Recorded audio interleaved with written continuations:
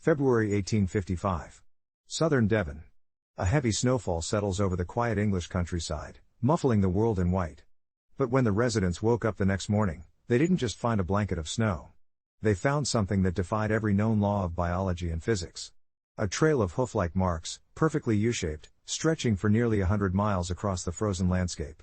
They didn't just go around obstacles, they went directly over them, crossing walls and rooftops. Panic spread like wildfire through the small English villages as word of the tracks traveled.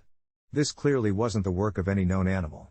No creature on Earth could jump over a house and leave a single line of prints in its wake without a break. The tracks were exactly 4 inches long and 3 inches across. The terrified locals began to whisper a name that chilled the bones of even the most hardened skeptics. They believed something sinister had walked through their towns. What made the Devon footprints truly terrifying was their relentless consistency. Most animals zigzag or pause to forage. These prints moved in a straight, unwavering line, as if the traveler had a singular, terrifying destination. They even crossed the Exe estuary, 2 miles of open water, only to continue exactly where they should have landed on the other side. How does a land-bound creature walk across miles of freezing water without leaving a trace of a struggle or a boat behind? Men like Reverend Musgrave and local naturalists rushed to document the phenomenon before the inevitable thaw. They found the marks in enclosed courtyards with locked gates.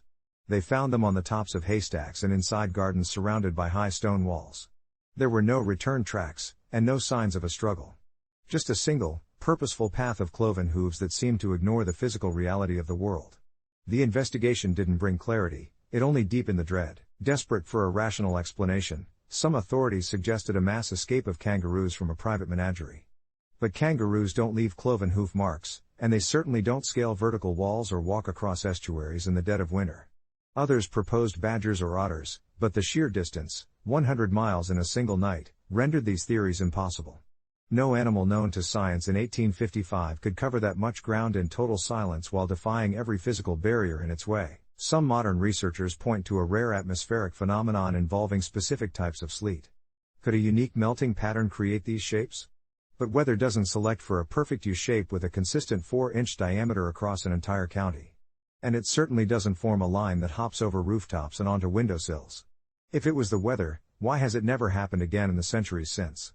The footprints were too deliberate and too uniform to be a trick, but here is the detail most historians ignore. While the footprints are the most famous part of the story, the eyewitness accounts of that night mention something else. A low, hum-like vibration that resonated through the floorboards of the cottages. Dogs refused to bark, whimpering in the corners instead. Cattle were found huddled in the corners of their pens, trembling. It wasn't just a sight, it was an atmosphere of pure, unadulterated wrongness that preceded the discovery the next day. One of the most persistent scientific theories involves an experimental balloon from the Devonport dockyards. The idea is that a trailing anchor or a drag rope with a specific attachment could have bounced across the landscape, leaving the marks. It explains the rooftops and the walls perfectly. But it doesn't explain how a rope could create a perfect hoof print in deep snow without dragging or blurring the edges of the mark.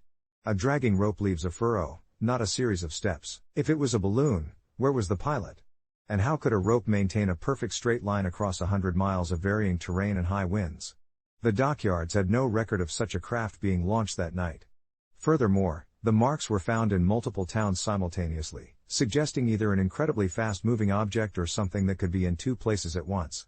The rational explanations were starting to sound more far-fetched than the supernatural ones being whispered. Many skeptics today claim the whole story was a mass hallucination or a journalistic exaggeration.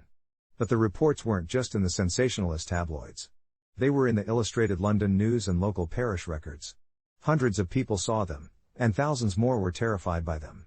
You can't forge 100 miles of tracks in a single night across multiple villages without being seen. The physical evidence was there, undeniable and cold, documented by the leading thinkers of the day. Recent analysis of the 1855 weather patterns suggests a glaze ice event, but that still fails to account for the intentionality of the path. Some cryptozoologists suggest an unidentified avian species, but the cloven shape remains the ultimate stumbling block. We are left with a phenomenon that fits no category. It wasn't an animal, it wasn't a machine, and it wasn't the weather. So, what was walking through Devon that night? The evidence suggests something that didn't follow the rules of our world. As the sun set on the second day, the snow began to melt, and the tracks vanished forever. But the fear remained in the hearts of the villagers. For years afterward, residents of Devon would lock their doors and windows at the first sign of snow. They knew that something had been watching them, something that could step over their defenses as if they weren't even there. The mystery was never solved, but the records contain one final, horrifying detail that most people miss. In a small, locked cellar in the village of Dawlish, investigators discovered that the prints didn't just stop at the stone wall, they continued onto the ceiling. The tracks were burnt into the wood as if by extreme heat, yet the snow outside remained frozen. This suggested the entity wasn't just walking, it was ignoring the very dimensions of our world.